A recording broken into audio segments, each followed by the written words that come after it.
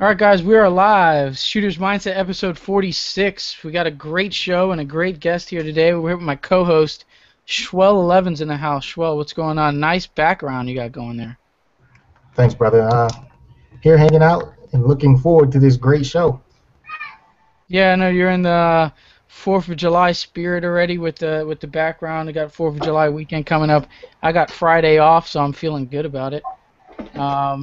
Let's see if we can plug in some shooting this weekend. I think I got something going Saturday morning at a local range here. But then we got the lovely Kelly Samsels in the house, back from her three-gun match down here in South Florida she had. We'll talk about that a little bit through the match, but how's it going, Kelly? I'm good. My background is not as cool, but I guess it's the foreground that matters, right? Yeah, my background kind of sucks too, but Schwell's always got the... Schwell's like the tech guy. I don't think this show would really run as well if Schwell wasn't in here. But I'm not even gonna... a little bitty R2-D2. Yeah, I'm not even gonna fool with that stuff. I'm just not good with the techie stuff and the screens and all that stuff. It's not. I don't even want to take it on. I don't even want to try it. So you guys are stuck with the boring background that I have. And we got our guest, man, junior shooter, man. He's like he's top junior shooter probably in the country right now. Big time open gun shooter. He's achieved his GM card. He's doing the IPSC World Shoot. So he's representing Team USA. Just got his GM card in January 2014, only at the age of like 16, I think you got it. Now you're 17. And we got Chris Oosthuisen in the house. What's going on, Chris? It's going well. Good to be here. Really good to be here. All right, it's good to have you here, man. And we haven't had a junior shooter on the show in a while, so we're definitely gonna hit you with a bunch of good questions about the hair gel and what really gets you going up there. We had Raymond wanted to post some live questions. He sent me a couple texts. So be prepared for those on Raymond's side of the. Cool. I want to remind you guys on the Q&A section in the bottom left-hand corner of your screen. There's a Q&A app, and you guys click on that. You guys can ask anybody here on the panel any live questions or Chris live questions as we go on here. Anything you want to ask about juniors or shooting in general, this guy knows it. And it'll be great if you guys have young kids and you guys want to just kind of get that coaching and how to get your kids started in shooting. We also have his dad really close by, so you can definitely pitch in some of his advice. The giveaway here, we're going to get into the giveaway here in a second, and so stay tuned for that. But Chris, for those who are unfamiliar with you, tell us a little bit more about yourself and what you have accomplished in your young shooting career. Well, basically, I started shooting about 3 years ago. My dad tried to get me into it probably around 4 or 5 years ago. Just shot like one match and really wasn't that into it. I shot a Glock 17 and it just wasn't that fun at the time. This was 4 or 5 years ago, and I couldn't really do anything right. You know, I could barely even rack the slide. I was watching videos about me from about 5 years ago, and it was really bad. But about 2 years after that, then I wanted to go to the range with my dad and shot a few matches, and it was a lot more fun at that time. Maybe it was just me being more mature. So I started going with that, and after about 6 months, got an open gun, and then really just took off from there. Just dry firing every day, practicing, trying to shoot as many matches as I can, try to get to some of the big matches. About 2 years after that, I got a Cameron's custom gun, which again took me to like a whole new level. Started practicing again even more and stuff like that. Really took off, and got this in the past year. Really got to open up a lot more opportunities. I got into the World Shoot, which is just amazing to be able to represent USA and USPSA in the World Shoot there with I think like 40 or so other countries and stuff like that. And it's awesome just to feel like there's only 60 people from the United States that get into that, and to be one of those 60 people is really, really cool. So after that, just really training hard, and all the physical training, dry fire, and everything like that. Probably don't do as much dry fire as I should, but yeah, really just training hard, and got my GM card in January. Got a bunch of sponsors at SHOT Show, and got to meet a bunch of really cool people. it's all going well from there. Yeah, so achieving your GN card and being a part of the world shoot. I mean, huge accomplishments in the shooting world, no doubt about it. Like you said, there's not, pretty much handpicked the select, the few that get on the USA team. So it's not even easy just to get on there, but to compete against the world's top shooters is pretty awesome in itself. But Yeah. just achieving your Grandmaster card, I mean, what was that's not easy to do, especially well, I can just myself, I've been shooting for what maybe 3 years now, and I haven't even made IDPA Master yet. I'm on my way there, but you doing it in just 3 years of shooting, what was your training regimen like? Were you doing a ton of dry fire? What was it like in order to achieve that GM card? At the time, I'm doing a lot more physical stuff now to get ready for the world shoot and getting ready. I mean, at world shoot, I think we shoot like 35 stages in a few days, so you have to really stay in physical shape and everything like that throughout the whole match and stay fit and everything like that. But at the time, probably just dry fire every day. I mean, in most classifiers is really just short strings, so it's really nothing like running and stuff like that. It's all about your draw, your transitions, your splits, and everything like that. So dry fire all helps with that, getting your sight acquisition, everything like that is all really, really important to get a good classification and stuff like that. Obviously, accuracy is important, so you need a good sight picture and everything like that. Getting your A's, or I'm assuming it's also A zones and IDPA. I don't know too much about IDPA, but yeah, basically getting your points and speed is really a really big factor in that as well. So to get your GM card, all those kind of things coincide together. Yeah, for sure. I think we have, well, in IDPA, it's kind of the same thing. I mean, it's 0 down. So instead of the alphabet, they just do the numbers. So 0 down, down 1, down 2, down 3, whatever it is. But yeah, you're pretty much on the money. It's pretty much all this, pretty much the same thing. I don't think, speed. I mean, I seen you shoot. You showed me some of your videos, man. You're definitely putting the rockets on and blazing through some of these open stages here. But I think we had a live question come in from Schwell, and Schwell has it. What do you have? Well, this question comes from me personally. When did you realize, and how did it feel to realize that you were on the radar to represent the United States? I'm sorry, I missed the last part. On the radar.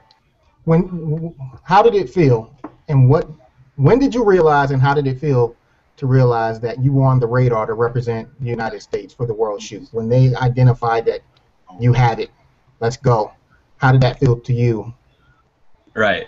Well, pretty much from the beginning that we started looking at shooting the bigger matches and shooting nationals and stuff like that, it was in the back of our minds to go to World Shoot, and we were already looking at like what we need to do to qualify for that.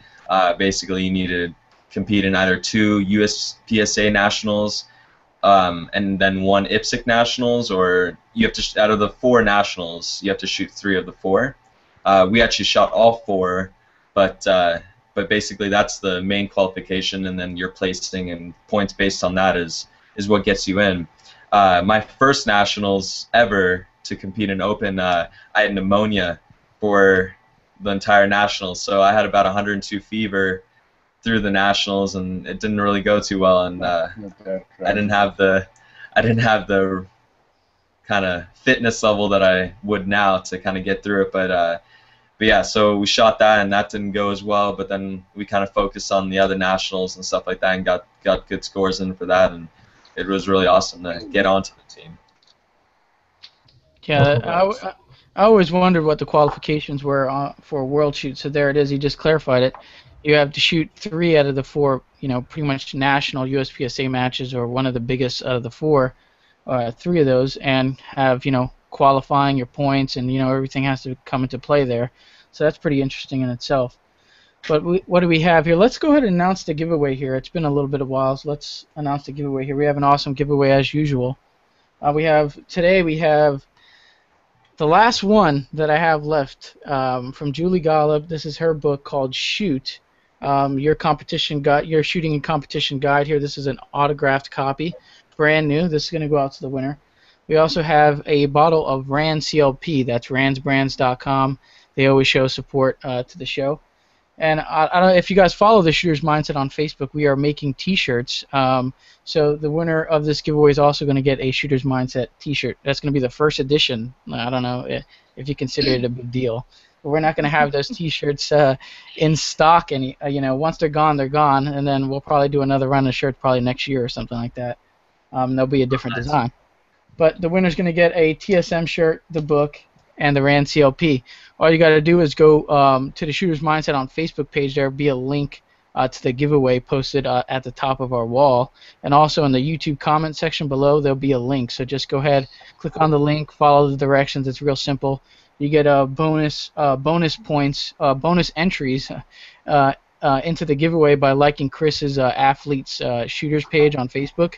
So if you like his page, you get an extra entry, and we have Rand's page and Julie's page. So if you like those, there's an opportunity for like 4 entries into this one giveaway for one person. So there you have it. Kelly, what do you have for Chris? Well, we were talking about earlier how you're 17, so you're still in school.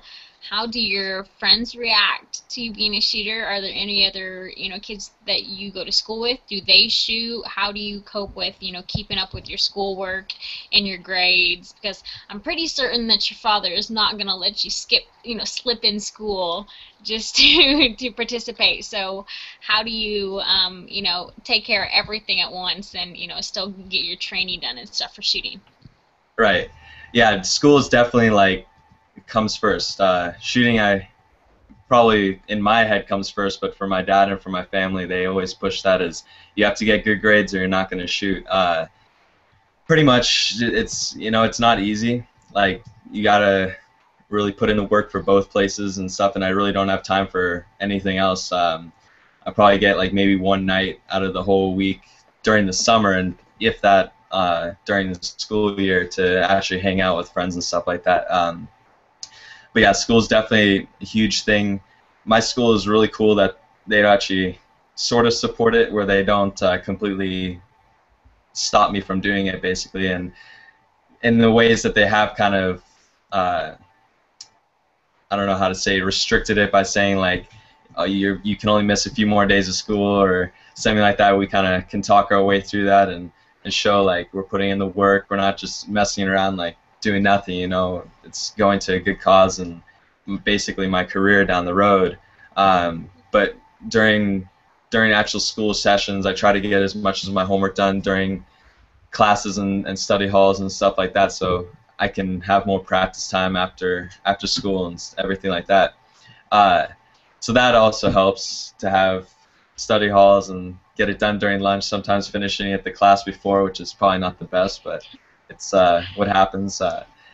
But my friends, they all know I shoot. Everyone kind of realizes it. They're like, "Why are you missing so much school?" I'm like, "Well, I'm going shooting." And some of them actually think I'm hunting, which is completely opposite to what I've never actually even been hunting. But yeah, some of them think that, and they all make the jokes like, "What are you shooting?" and everything like that, kind of making some jokes about that. But everyone's really supportive, and it's really cool to have such a support group behind you for everything like that, and they all congratulate me if I do well, or ask me how I did at different matches and where I'm going next and everything like that. So it's awesome. Yeah, so you have a great support system at the school. I'm pretty sure that bumps your popularity up a little bit. You know what I mean? I shoot. This is what I do, man. I shoot. I'm representing U.S. at the World Shoot. That's got to bump your popularity, and the ladies got to like that. Well, yeah, it's a great icebreaker.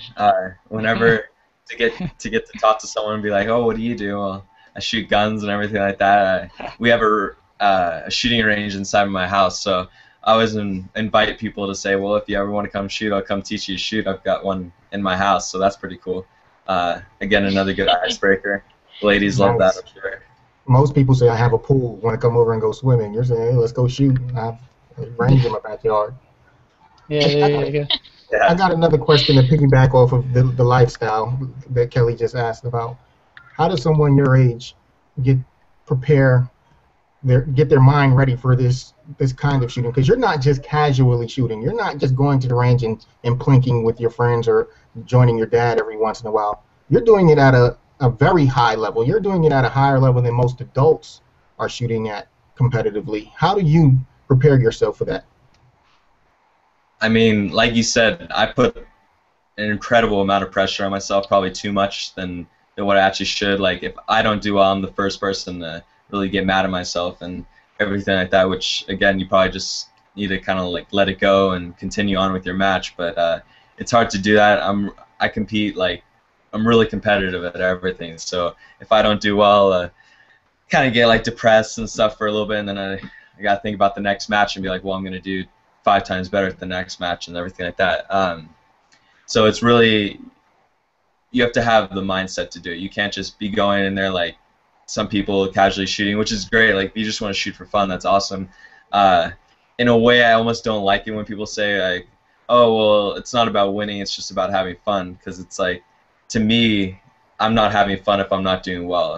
If I'm doing badly in my sport, then that's not fun for me, and everything like that. We have some friends that actually my trainer that trains me, and she's a pro athlete and he's an ex-pro football player and stuff like that, and we have like the same kind of conversations because they kind of understand, like, from a competitive angle, everyone tells them, oh, well, it's just about having fun and stuff like that, and they're like, well, that's the loser mindset, you know. Like, if you don't come in there wanting to win and that the desire to win and everything like that, then you're never gonna actually do well, you know. Yeah, that's a great. Have you read the book by Lenny Bassam with Winning in Mind? Have you read that book yet?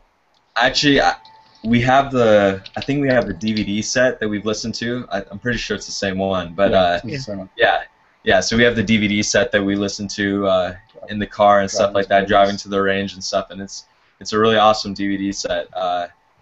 Gets a little, you have to kind of stay focused on it because the monotone voice can kind of get after you a while, but it's really great stuff. Actually, funny enough, the people who introduced us to that is my trainer and stuff. Actually, they work with Lanny Basham personally. Like, they fly up to his house and stuff and spend a week there and focus on the game and winning mindset and everything like that, like we talk about. Yeah, because I've recently read that book. It came recommended from so many shooters, you know, and I recently read that book, and man, it kind of changed my whole mindset and the way I think going into a match. And you know, you always hear the guy in the background telling you how bad he did on a stage, and because of this happened, because of that happened. And you know, I just kind of stay away from them dudes that are always talking negative and how bad their stage was and yada yada. But that, you know, we've mentioned this stuff on the show a couple times. But if the viewers haven't read that book, man, it's not even if you don't shoot, it's still a good book to read, because it kind of goes, you know, it's almost like life advice / any competitive sport there is. So it's definitely a good book. You know, you got to read it sometimes 2 or 3 times to even really, you know, soak all the information he's pouring into that book. So good stuff there. Speaking of books, we have a question come in.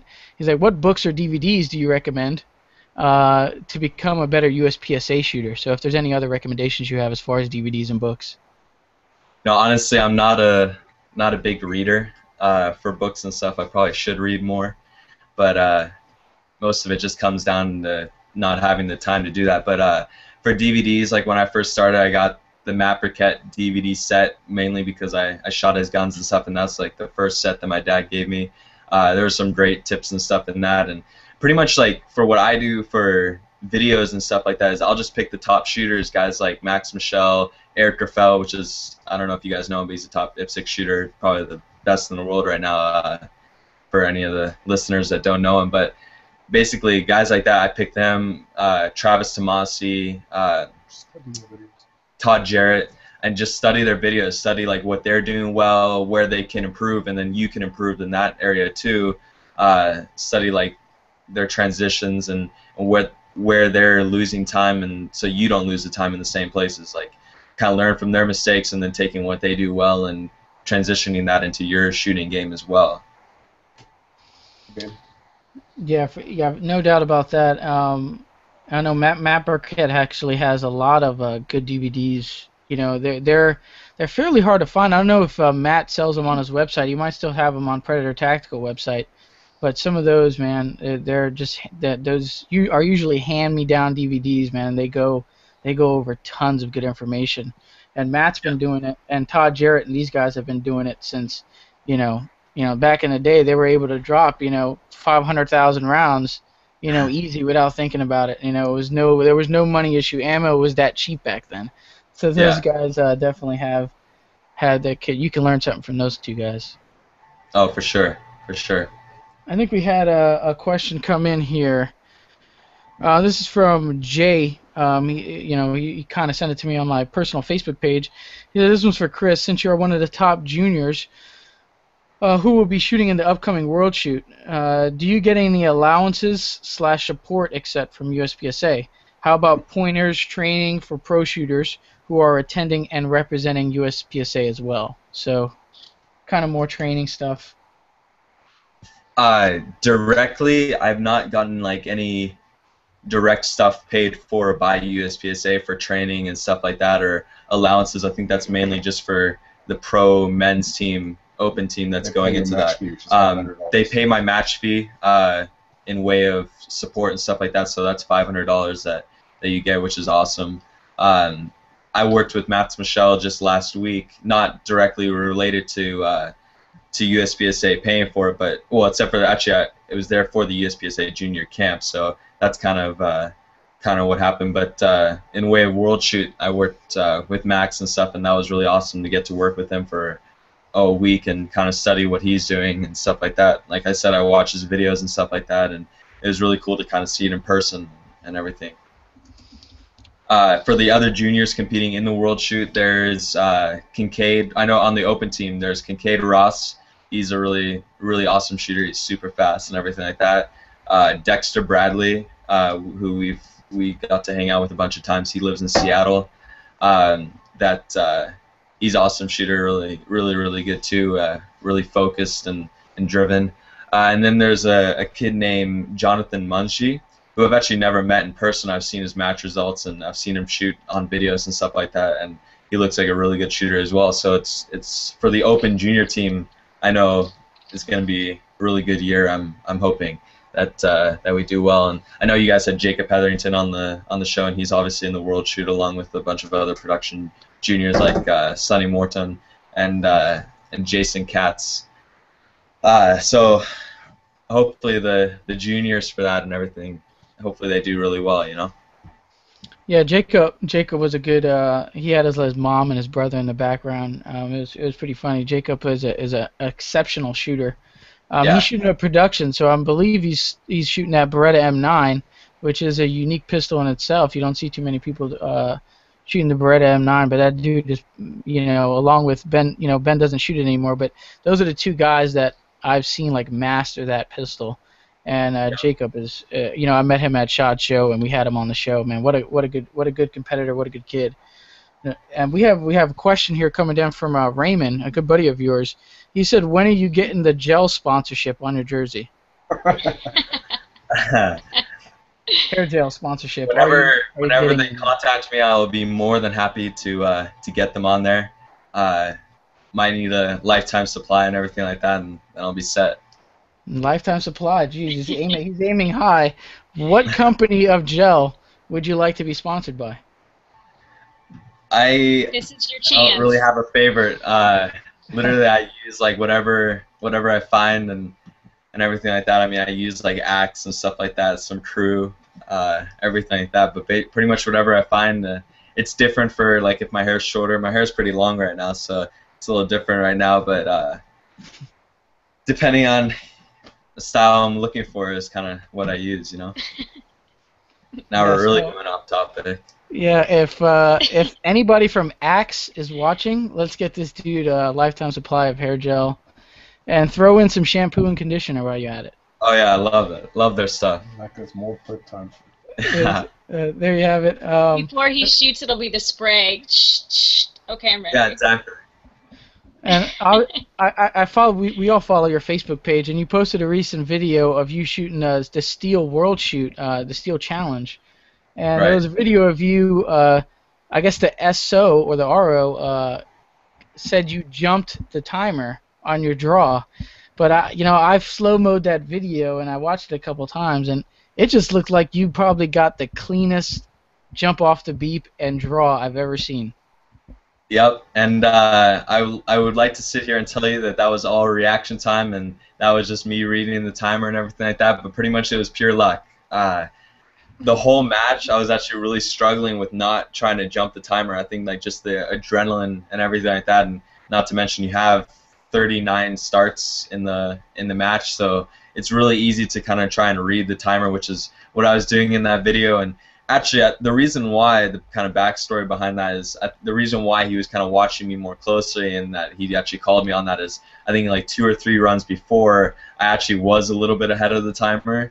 And I kind of got away with it there, and so to kind of defend the RO when I was really quick on that time, then that's when he called me, and like I said, it was pure luck, and also I think like before that I was practicing with the Shot Max, which is Max Michel's new timer, and that we just got, which is awesome. I love that. It's really easy. Like I wore it actually the whole match, and I didn't even notice it. Like on my wrists and everything like that. It's got so many awesome features that I probably don't even know how to use. And during all my practice the week before that, I was using like the 3-second timer on that, and I think that kind of got in my head as a standard time. And so if the RO took longer than 3 seconds, that's when I would struggle the most of waiting, you know.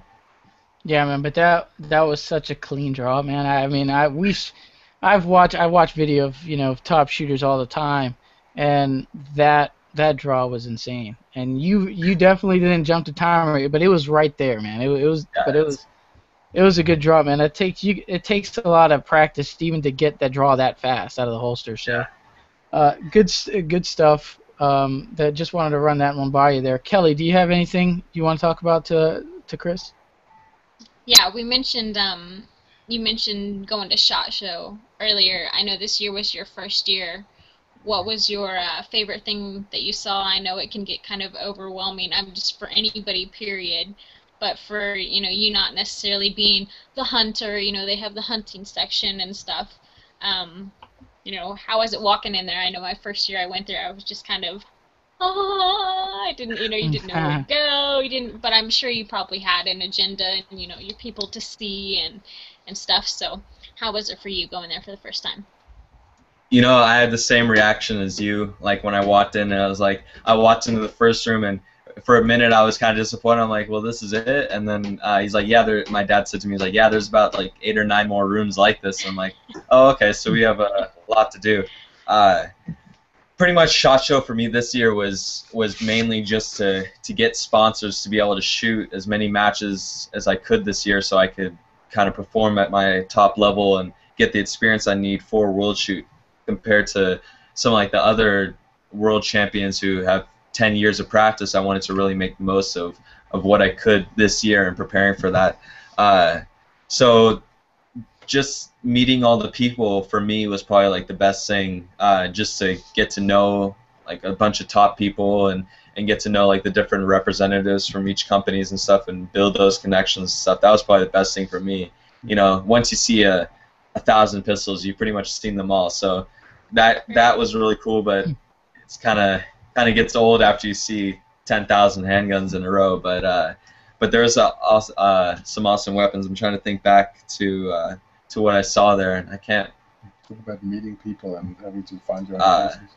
But actually, I think I saw the 50 cal booth, and that was actually really cool. Since I was young, I've always wanted to have a 50 cal sniper rifle, and we almost bought one at one point, but that kind of got delayed and stuff like that. So that was cool to see all those guns and stuff like that. But for the sponsors, it was really cool because for the most part, I kind of was like, my dad was there and everything, and he would help me out if I ever got stuck on anything. But he kind of let me do my thing and try to enter the world of getting sponsors and stuff like that. And I had to come with my sales pitch or whatever, as I call it, to get sponsorships and everything like that. And we got some really good stuff that I'll talk about later. But yeah, it was really good. It was awesome.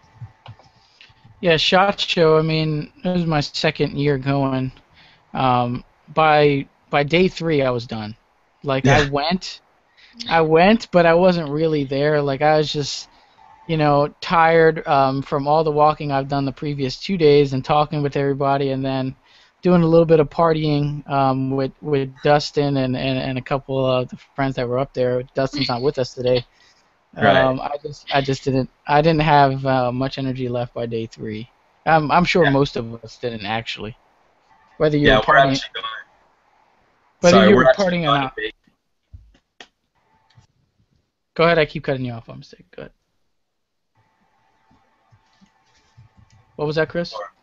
I said for a match up there and stuff like that. And actually, I think SHOT Show was the first. No, I've been to Vegas before that, but to me, Vegas is just, I love like the whole atmosphere there and everything like that, and how everyone's so happy, or probably drunk, but all in a good mood and stuff like that. And I love the atmosphere, so I always love going to Vegas, even though I'm still 17 and can't really do anything there, you know. But yeah, I like to play blackjack at home, just with my family. So maybe when I do get old enough, I'll go there. Yeah. I mean, you could test the waters. Don't get too serious on that blackjack stuff, man. Get in trouble. You get in trouble real quick in Vegas, I or want you to get learn how to lucky. count cards. Yeah, there you go. We got some airsoft question that came in here. This one I have a hard time pronouncing that name, but do you do any shooting with airsoft pistols to supplement with training? Well, first and foremost, the training starts with. There's no better training. Sorry, there's no better training to go than going out to the range and putting live ammo down there. Rob Latham has a good quote. He says, "The best dry fire is on the range with live ammo." I'm probably messing that up a little bit, but pretty much that's kind of the gist of it. But dry fire at home is also really good. You can train a lot of things that you can't train at the range that you can train at home with really good security and stuff like that, and obviously keeping ammo away from everything. But there's a lot of stuff you can improve and fix in dry fire that you can then transition to the range. And then airsoft is kind of the middle point between actual range fire and dry fire.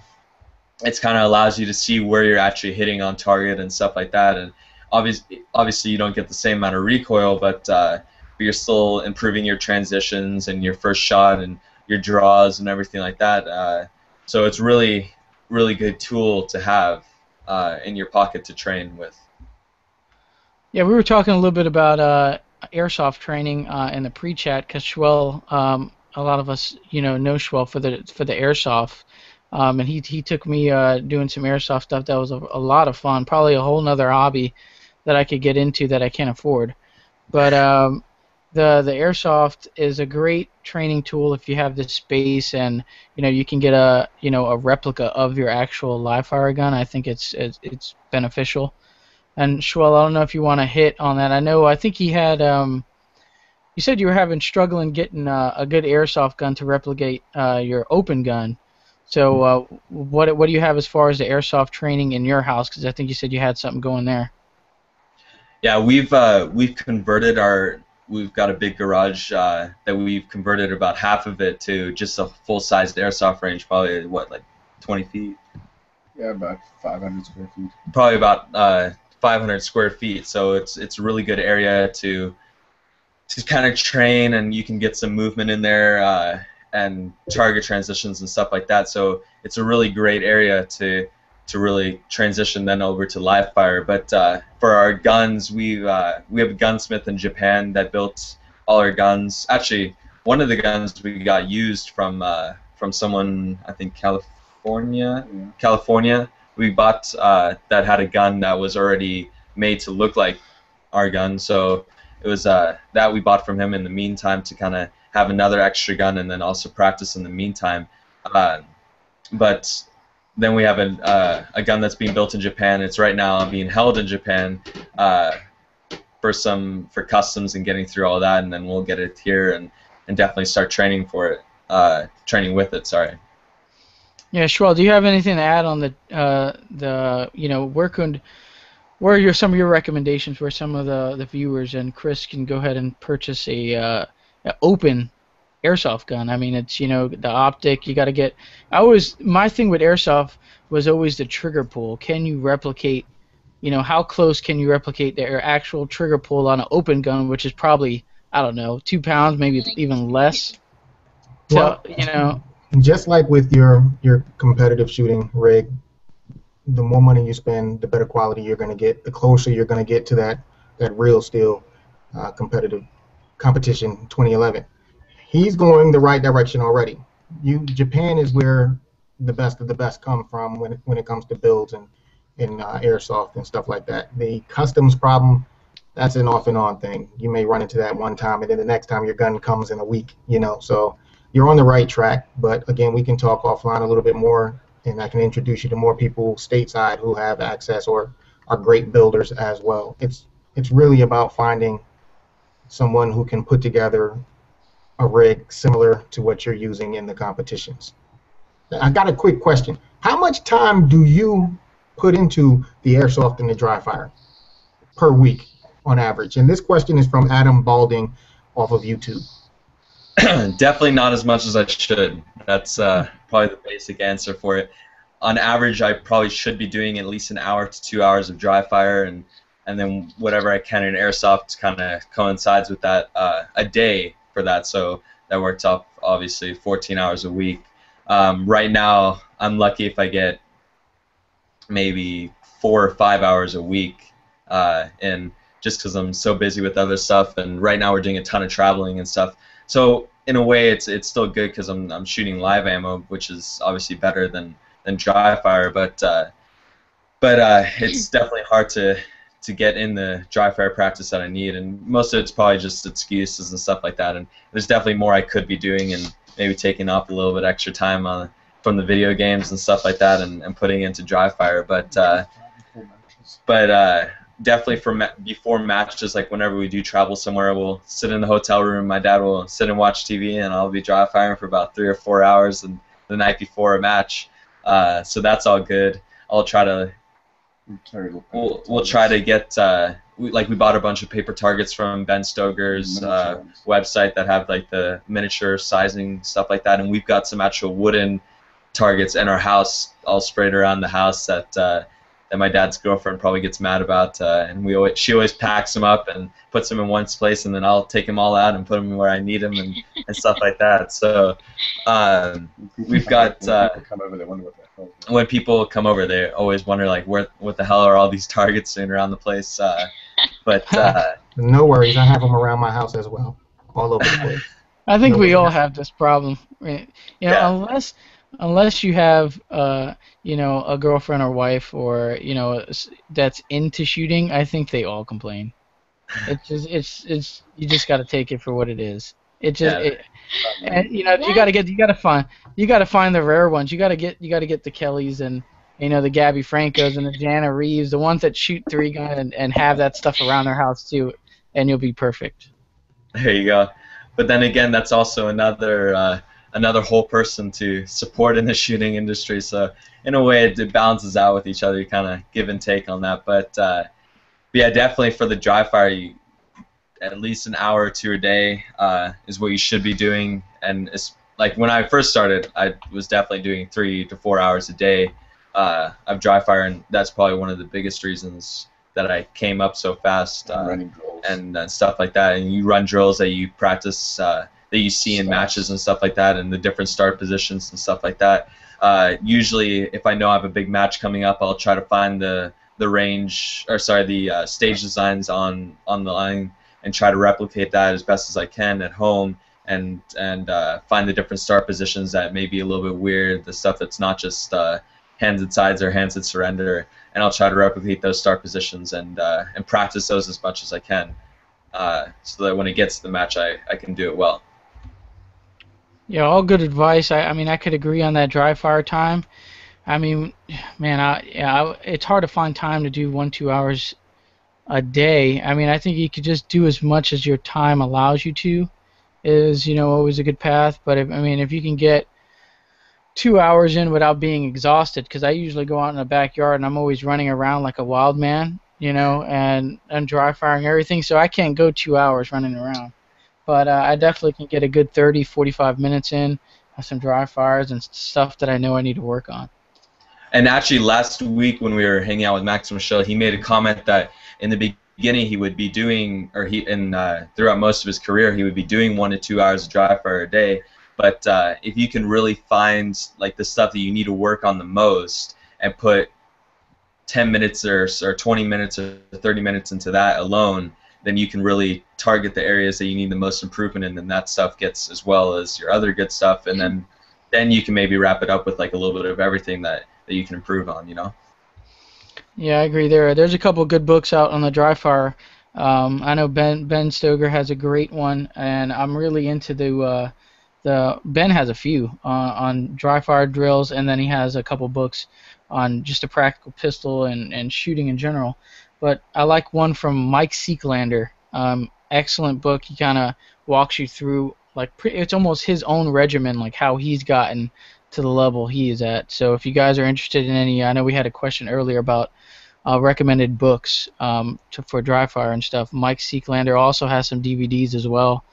I mean, that stuff, he kind of has like a real strict, at least that's how it comes off to me. It's like a really strict program. I mean, if you follow that and you have the ammo to do it and the time to do it, your skill level in shooting is going to go skyrocket really quick. Yeah, we have all those books and stuff like that. Excellent. Let's get into the giveaway here. It's past the midway point of the show. I've only announced it one time, but the giveaway here is Rand CLP 2-ounce bottle. That's coming from randsbrands.com. So thanks to them. Also, we got team captain of Smith & Wesson. You all know her. That's Julie Golub. Her book called Shoot. This is an autographed copy, and it's the last one I have. It's big book, lots of pictures, lots of reading, lots of good stuff in this book. And then we're also going to throw in a Shooter's Mindset first edition, limited edition T-shirt for the winner. There'll be a link in the comment section below this video where you just click that link and they'll have instructions on how to do it. It's really quick to enter. Also, you can shoot over to the Shooter's Mindset Facebook page, but we'll have a link posted probably pinned to the top of the wall or somewhere. One of our recent posts will have that link to the giveaway. You can get about 4 entries into this giveaway if you haven't liked Chris's Facebook page, his athlete shooting page, Rand CLP's page, and Julie Golub's page on Facebook. So you get possibility of 4 entries there. So go check out that giveaway. We'll select the winner. The giveaway is ending at 2300, so it's 11 o'clock Eastern tonight. So you guys, the show might be over, but you'll still have enough time to join after that. Excellent. Let's jump into the lightning round, Chris. This is a quick thing we do, yes or no, if you can have one or the other questions here. So let's lightning through these. 9mm or 40, if you can only own one caliber, what are you shooting, 9 or 40? For self-defense or competition? Both. Probably 9mm. Yeah, I can agree. You're shooting 38 Super in the open gun, right? Yep. Yeah, so, but 9mm, I can agree there, even for defense, my opinion. Glock, M&P, or XDM, if you can go to a polymer frame pistol for competition shooting, if there's no 2011 custom guns out there, which one are you picking? Probably the XDM. Oh, man, Dustin's not here. Oh, my God, Dustin's not here to hear that. You were like one of 2 people that have ever said XDM. But no, the XDM 5.25, they make a great gun though. That's probably the only one that I found that I really like from them. But the 5.25 XDM, the competition model, was smoking. So I like that gun. If there was no Glock is definitely a close second or almost tied with that. I don't shoot enough production to really have a great. Yeah, I hear you on that one. So your reductions next time. Let's see, so the zombies are outside your window right now. You have the opportunity to grab a shotgun, rifle, or pistol to get the job done. What are you grabbing? Probably my pistol just because of more rounds, but if I were to grab my shotgun, I probably would grab my Sega. 20-round mag would be pretty good for that. Yeah, you'd be sawing down those zombies with a Sega 20-round drum, that's for sure. Yeah, right. But, if it didn't malfunction. Yeah, if it didn't. Well, yeah, you can say that. Oof. Yeah, and you said you had more rounds in your pistol than a rifle? I mean, how many rounds do you have in your mags? Well, and probably, I mean, we get like 29 rounds in our mag, but I guess That's rifle would close probably be enough. better for that. But I'm more You're more skilled with the pistol. pistol, Yeah, so more skilled yeah, with the pistol. There you go. it makes I more mean, I guess sense. I get to pick up the rifle as well. You know, if we're going 3-gun, then I'll just grab all 3 and then we're good. There you go. Yeah, that's preferred. But you'll only Um, have 2 because that shotgun's gonna malfunction. Uh, Honestly, well, I, I got every Sega that I've shot, which is not a lot. There's been like 2. They've all malfunctioned on like the very first magazine. So I kind of can agree with Kelly on that. I can't give you any more support there because I've had the same problems. You know, you have to keep them clean, and that's kind of what it comes down to. If they're not spotless, and they don't run as well. But when they are clean and they are running, then it's Yeah, nothing that can be done. yeah, you got a fun time ahead of you if they're running clean. So Right. you're on the West Coast and you have a restaurant that we don't have on the East Side, and that is In-N-Out Burger. So I was just trying to think of a good competitor to the In-N-Out Burger. I know there's probably none, There's not. but I No. came up with Five Guys Burgers. Is that Yeah. even close to In-N-Out to you? Five Guys is really It's good. pretty good. I've eaten there a couple times, but really In-N-Out, I'll get that at least 2 times a week. Double protein Oh style. my god. Double protein style. Yeah, we do have Five Guys down here. Five Guys does make a good burger, but I've been Yeah. to California and In-N-Out, man. It's Texas, like the ultimate late night spot. It really is, Yeah. just to get a burger. All right, we got some basic. What do you want to add to that? Oh, I was just gonna say, yeah, Five Guys is really messy, but along the same kind of lines, Chick-fil-A is really up far in my list. I love Chick-fil-A. Get the spicy chicken sandwich; it's a bomb. Oh man, you must like the Team Noveski because that's his motivation going into matches. He eats Chick-fil-A chicken sandwiches. He eats Spicy 2 of them, chicken spicy chicken sandwiches. Oh, really? So, yeah, I don't know if you ever talk to Jansen from Noveski, ask him about his eating regimen before matches, and he'll enlighten you. Yeah, I've eaten Chick-fil-A a couple times before matches. Get that protein in. There you go. We got a Chevy or Ford. If you're gonna pick one to buy your first car, which one are you going with? I drive a Ford now, but I mean, honestly, I don't know enough about cars to kind of have the thing. My dad's a Chevy. He drives a GMC and stuff like that. But There yeah. you go. I personally like the Chevy, but I mean, I don't know, Kelly. What do you have on that? Do you really have a preference, Ford or Chevy? At this point, if it's running and getting down the road, then I don't really care. Yeah, I hear you there. Schwell, what do you have on? Schwell, what do you drive? I forgot what you were driving. I know I've been in it a couple times, but I drive a Chevy. there you go. You didn't sound too excited about that, though. I mean, I also own a BMW, so but you know, between the choices, Chevy. There you go. Yeah, there you go. Yeah, I I want guess, to get a Ford Escape for my first like newish car. Right now I drive a Bronco 2, which is great and everything, but how we were talking about later with picking up the ladies, it's maybe not the most flashy car to ride in on. oh man, it's not all about the car. Sometimes, you pull the shooting card, and Yeah. you break the ice with the shooting man, and you're golden. All See, right. if it was me, I'd be like, how much room we got in the back for guns? There you go. There's a pro tip. Yeah, there you go. So there you have it. And the last one of the day is Pepsi or Coke. Definitely Coke. I don't like Pepsi at all. Yeah, I agree there. I mean, Pepsi's like a watered down version of Coke, my opinion. Yeah, exactly. Might get some hate mail over that. Pepsi rocks. No, it doesn't. Schwell, you had a couple live questions coming in. What do you have? This question is from Regan240SX off of YouTube. He wants to know, Chris, are you currently shooting 3-gun, or do you have plans to move on to 3-gun at any time? Yeah, right now this year we're really just focusing on World Shoot and getting ready for that. Probably next year is either kind of where I have to make the decision whether to make the jump to 3-gun and kind of go full throttle in that area. I've shot like some matches before, like I shot Superstition Mountain 3-gun, stuff like that, some local matches. But really, next year is where I'm gonna either go straight into 3-gun and kind of put all my efforts into that, or stay in practical pistol and try to get my skills up in that, and maybe one day become a national champion, stuff like that. Or do both. There you go. That would probably be the ideal plan. Yeah, 3-gun is I think, there's very few shooters that really bounce around a lot. Once you get into 3-gun, I think you're just like full force into it. I mean, I know Randy Rogers is one of the. She just can, she's just a whiz with anything: cowboy action, IDPA, USPSA, and then she does 3-gun and dominates. But there, a lot of people just kind of give up the pistol only stuff and they just go full force on 3-gun. And Right. there's a lot of competition. You got the Jerrys, Jesse Tischhausers, the Keith Garcias. You got all Taryn Butlers. You got all these.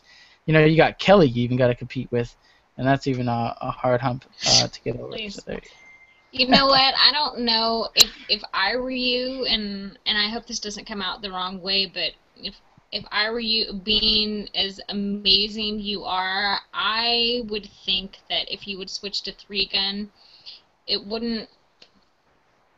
I don't want to say it would hurt your pistol skills, but I mean you'd find that it's just like straight up run and gun, and it doesn't matter where you hit on paper, where you're focusing on your accuracy and stuff. So in my mind, I would think that if I was in your position and I did that, that it would maybe hinder my skills more than it would help. If I were you, I would keep it going for that pistol, and I would be, gunning to be the next Max Michelle, which you are absolutely on your way to doing that. So, I mean, I think it's awesome. Yeah, that's kind of the plan. I've had a lot of people tell me, like, because I focus on the physical side a lot in training and stuff like that, and really in practical pistol, there's some running and stuff, and those types of stages are really the stages I do the best on.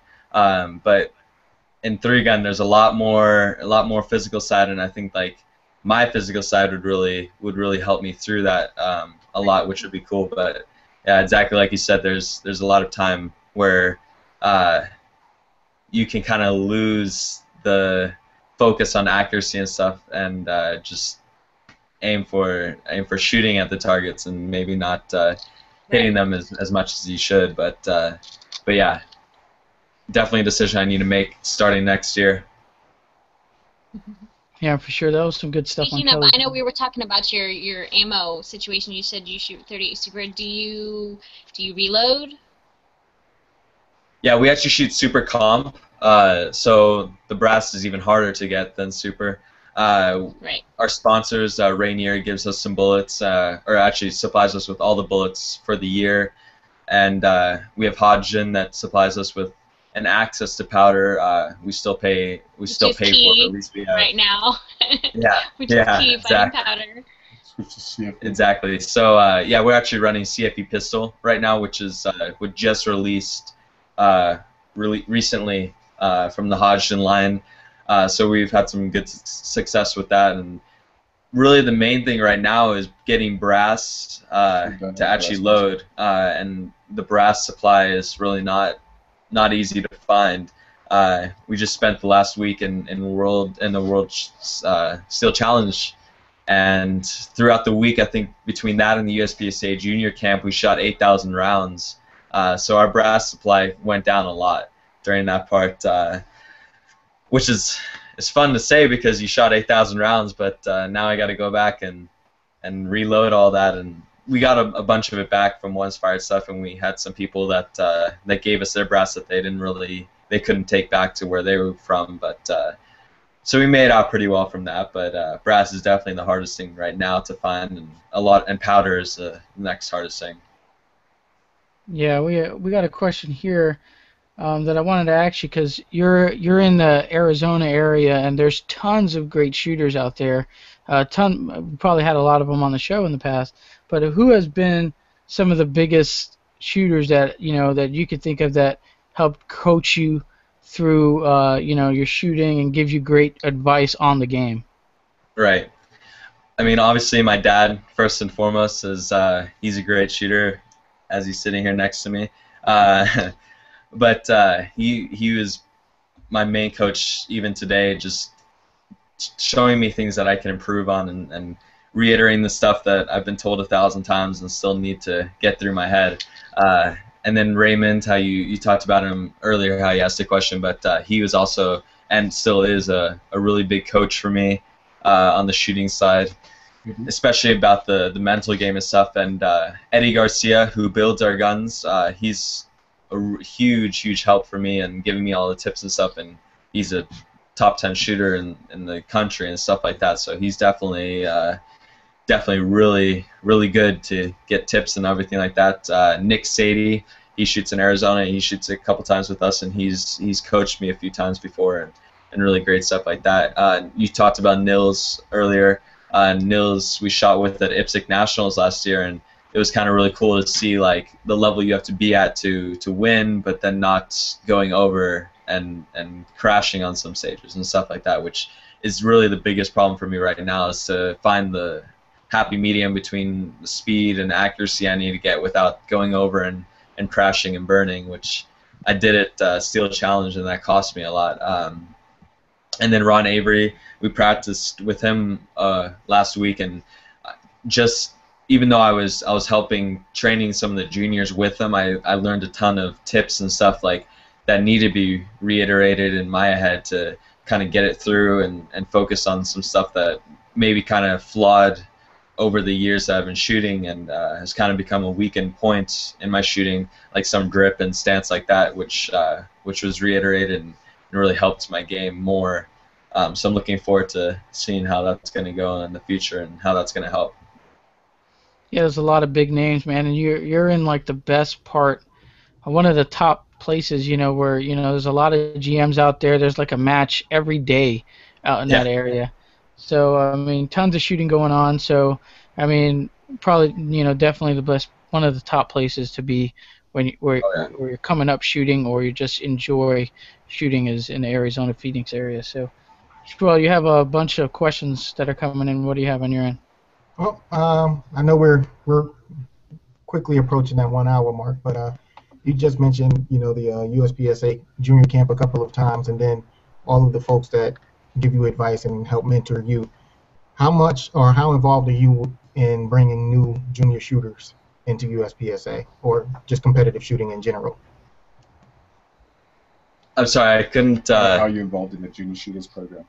Oh, right. Bringing new shooters in. So for the junior camp, I was helping a lot with the training and stuff like that, kind of showing all the junior shooters like with the practice and stuff, like what you can get to, and listening to your coaches and stuff like that. We've got a few juniors nearby in Arizona that I've helped out a little bit, kind of just improving some stuff on grips and stance and stuff like that, easy fixes that you can gain a lot of time in.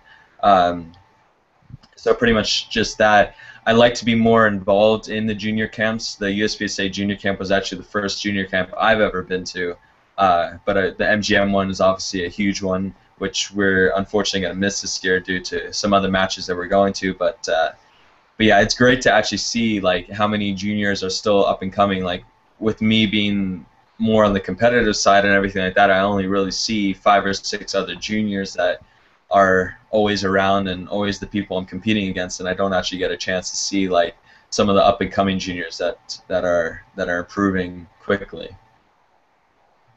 Yeah, that's good stuff. I mean, you've accomplished a lot. I mean, already. Is there any upcoming goals, shooting goals that you have that you would like to hit? Pretty much for match, just any match really is just shooting clean, getting as many alphas as I can, trying not to crash and burn on the big matches and stuff like that, and really finding the level I need to be at to do my best and still be competitive. Long term, definitely national champion eventually. Shooting 95% of max right now, eventually maybe beating him in the future. But yeah, and definitely for World Shoot to get top junior would be really amazing, amazing accomplishment and everything like that. And the junior team. And to win overall with the USPSA Open Junior team would be really. Yeah, very nice. I think when we had Max on the show, I told him, I asked him, how can I beat you? What's the best recommendation would you give Him me to not beat show you? up or Yeah.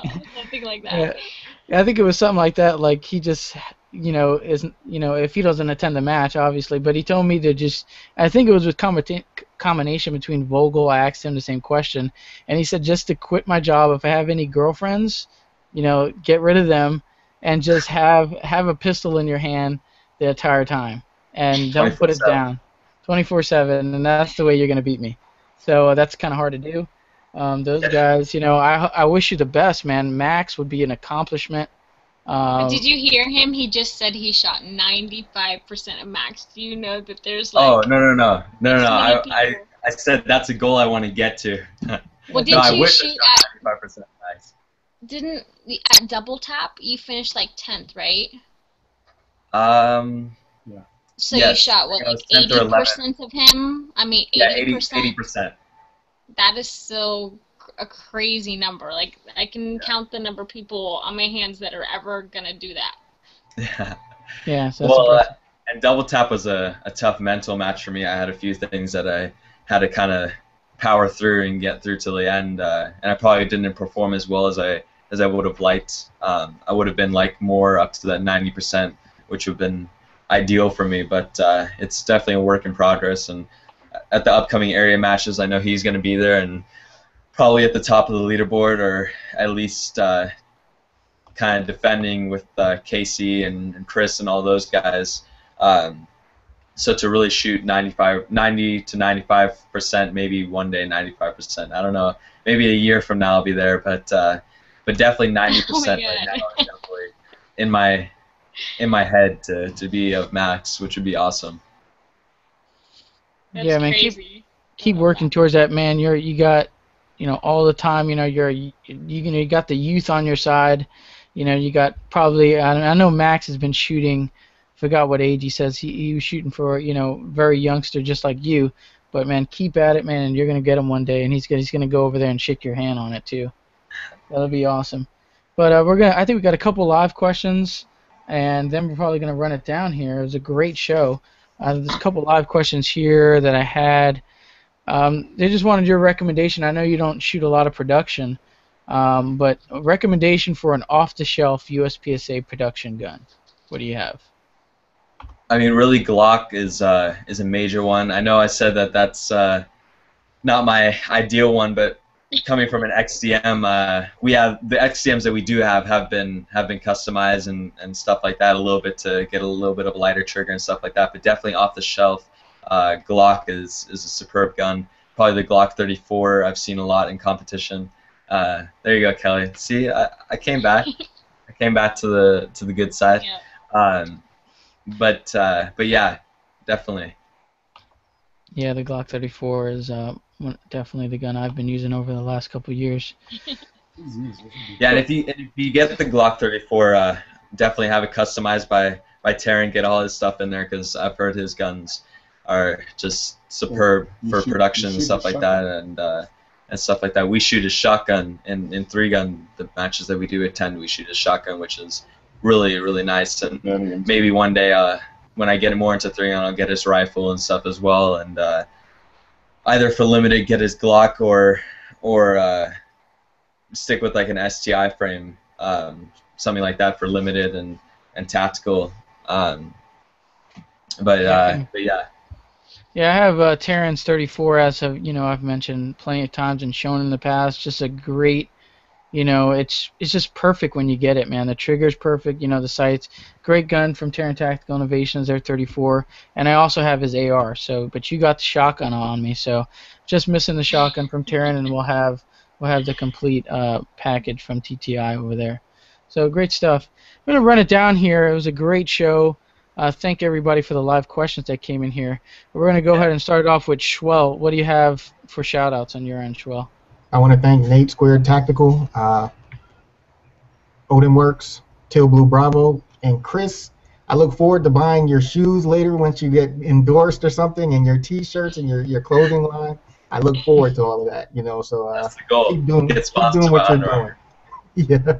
So good stuff, man. It was great talking to you. Good stuff. Thank you. It was awesome. And Kelly, what do you have as far as shout outs and announcements?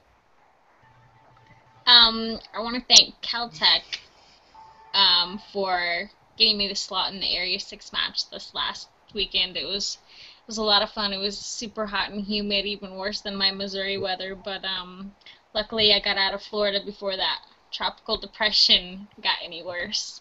And a shout out to Notch Gear for these cool new hats that will keep my wraparound shooting glasses from squishing on my face. And they're a really good company. They help out Children's Hunger Fund, so a portion of all your purchases go to provide meals for kids whose parents can't afford them. So that's very awesome. Kelly, did you check your clock at Area 6 on the stages? You know what? They showed every person. They made sure that you saw the timer before they even told the scorekeeper. So Yeah. It's definitely on their minds for sure. Oh, good. Yeah, you need to be checking for that since you're jumping the beep all the time. You got to make sure. But you have that. You always have the shot max. You know, the shot max is one of the things that from Max Michel, their watch. It actually you can keep the time with your time will be similar on your watch or identical to the RO's timer. So that's a good tool if you think you're getting plus two'd. You can always go ahead and get the shot max and make sure your time's according to the RO's. So Did you get the Don't Plus To Me Bro t-shirt yet?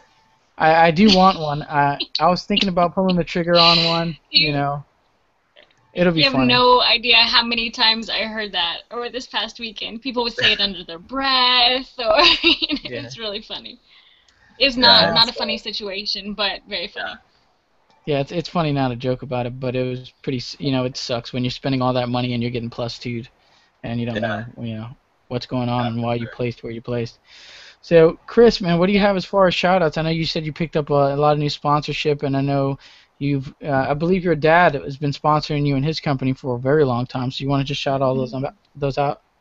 Yeah, definitely. My dad's company, Partners Dog Training. He's pretty much my main sponsor. Everything that I need, for the most part, comes from him.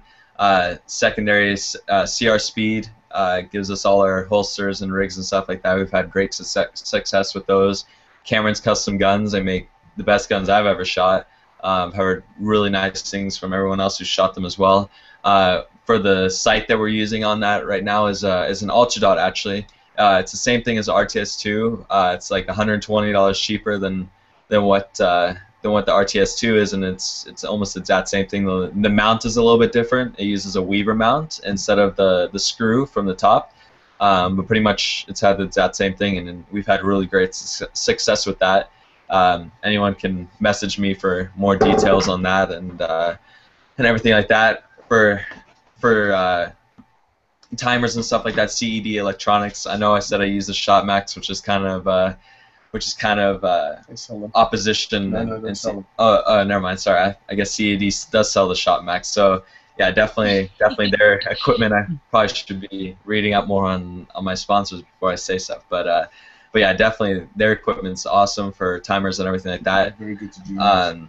And they've been awesome for me and other juniors and stuff. They've paid for a lot of my match entry fees and stuff like that. MGM targets for practice. That's the main thing we practice on for when we go and shoot and stuff like that. They're still right now. Poppers are my worst enemy right now. I take a bunch of extra shots that are really not necessary on those, and that's probably the biggest thing that's hindering me right now in my shooting. So I'll be practicing a lot on those soon. For where we go out and practice is the GPS Defense Sniper School. Their range out there, and they've got an amazing sniper school that they've trained tons and tons of top shooters that come out of there and military and everything like that. So if you're ever in the sniper game and want to learn more from that, definitely check them out. They're awesome. Yeah, do you guys plan on doing any training? Maybe you and your dad, maybe hosting any training. I know you said you did the junior camp, but do you plan on doing any training for any juniors in the future? Like as a camp type thing, or just individually? If I wanted my kid to train with you, he's 13-year-old kid. You have that in the future plans of maybe helping coaching some of the younger kids out there in Right. shooting. I mean, I haven't like put out a business plan for it or anything like that, but definitely, whenever I get a chance to help juniors and stuff like that, and at different matches, a junior will come up to me and say like, well, how do you shoot this stage and stuff like that, and I'll walk them through the stage and show them all the places that you can improve and save time and stuff like that. I'm NRA certified and also USPSA certified, so that's cool like that. I can instruct people in that area as well. So I haven't done like really a whole business from the instructing side, but definitely in the future that's definitely a option and possibility for me. Yeah, that's awesome. And man, it's a pleasure having you on, man. It was excellent. You did a fantastic job answering all the questions. I know we threw a lot of stuff at you in just this 1 hour and 12-minute show, but you did awesome, man. It's awesome you taking your time to out of your day to come on the show for us, man. We appreciate it. Oh no, it's been an honor to be here, and I really appreciate you guys allowing me to be on the show along with the other amazing shooters and stuff like that. So it's a privilege. Thank you. I got a couple shout-outs I wanted to hit. I think we got most of the shout-outs from everybody here, but I wanted to give a shout-out to RAND CLP, Terran Tactical Innovations, also Blade Tech Industries, man. They've been a huge supporter of the show along with, Terran and RAND CLP. I also got Fort Mill Munitions, man. Been a big supporter of me as a shooter, and he's doing a lot more stuff with the show. Also wanted to announce that we have a special edition show coming tomorrow night. This is with Kyle Lamb, from Vikings Tactics. There was some schedule conflict, and we finally got him. And we rarely do special editions, but tomorrow at 9 p.m. Eastern time, we're gonna have Kyle Lamb on the show from Vikings Tactics. So that's gonna be another great show, as all of our shows usually are. So there we have. And also, I want to be sure to sub to the channel every Wednesday at 9. We have excellent guests and a new show, and I also post some reviews and training. I'll also check out Schwell11's channel on YouTube. That guy's doing tons of review stuff regarding ARs and ammunition. Very good stuff. And also check out the Shooter's Mindset on Facebook page. You guys still have to 11 p.m. Eastern time to enter the giveaway. And quickly, Julie Golliv's book, Shoot, that's going out. RAND CLP 2-ounce bottle, and a t-shirt from the Shooter's Mindset, the first ones we made. So that'll go out to the winners, and the links will be posted so you can enter that giveaway in the comment section below. But that'll do it for episode 46 of the Shooter's Mindset, guys. Thanks for joining us. Thanks for all the live questions, and we are out.